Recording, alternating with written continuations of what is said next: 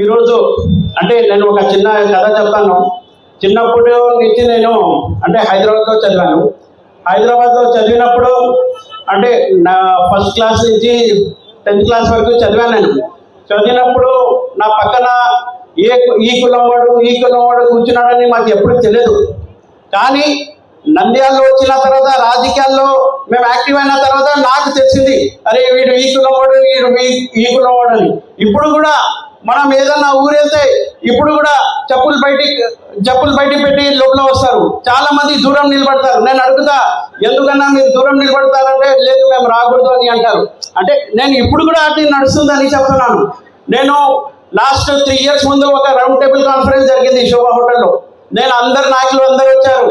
నేను అక్కడ అడిగినా, నేను మనకు ఎస్సీ కాన్స్టిట్యున్సీ అని ఒక రిజర్వేషన్ కాన్స్టిట్యున్సీ ఉంది, కానీ మన పేరు కోసమే గెలుస్తున్నాం, కానీ ఎవరు దాని మీద పాలిస్తున్నారు మీ అందరికీ తెలుసు. అది చేంజ్ కావాలి. మనమంతా ఈరోజు మనం కూర్చుంటున్నాం, ఇక్కడ వస్తున్నాం, కొట్లాడుతున్నాం. ఎందుకు కొట్లాడుతున్నామో తెలియదు. వస్తున్నారు ధర్నా, కానీ మనం ఏం సాధించాలా అది ముందుకు మనం చేయాలా. అంబేద్కర్ భవనం చెప్పారు, దానికోసం పోరాడదాం. స్టాచ్యూ కోసం పోరాడినా అట్లా మనం ఏదన్నా తీసుకురావాలా. అంతే తప్ప నాకు పిలవలేదు నేను కూర్చుంటానని ధర్నా చేస్తే ఏమవుతుంది? ఏం కాదు. మనం పోరాడాలా మన ఉద్యోగం కోసం. ఈరోజు ఒకడు వైసీపీ నాయకుడు వచ్చాడు, నా పేరు చిన్నగా ఉందంట. మన నేను చెప్తాను, సిగ్గు ఉండాలా నీకు? 5 సంవత్సరాలు మా నాన్న ఎమ్మెల్సీ ఉన్నప్పుడు ఒక్క పేరు రాలేదు, ఒక్క శంకుస్థాపనలో నా పేరు లేదు. ఇప్పుడు నువ్వు వచ్చి పేరు చిన్నగా ఉందని అంటావు. ఇదా నీకు దమ్ముంటే నువ్వు కట్టాల్సింది. నువ్వు 5 సంవత్సరాలు 10 సంవత్సరాలు నీకు అవకాశం ఇచ్చినారు. ఏం చేశారు మీరు?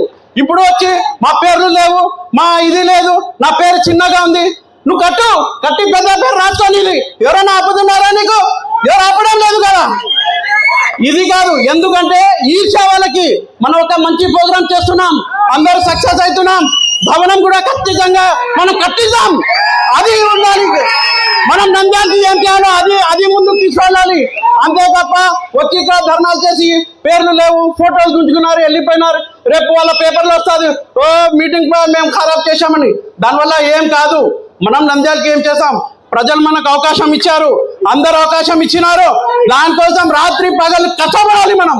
ఇప్పుడు మనం దీని స్టాచ్యూ కోసం సార్ ఎంత కష్టపడ్డారు, మేడం ఎంత కష్టపడ్డారు, ఫారూక్ గారు ఎంత కష్టపడ్డారు, ఇక్కడ ఉన్న ప్రజానాయకులు అందరూ ఎంత కష్టపడ్డారు. మేము చూసాం అది అంతా. దానికోసం నేను ఎక్కువ సమయం తీసుకోకుండా మనం ఒక ఆశయం కోసం పోరాడదామని కోరుకుంటూ మరి ఒక్కసారి సెలవు తీసుకున్నాను. జై హింద్, జై భీమ్.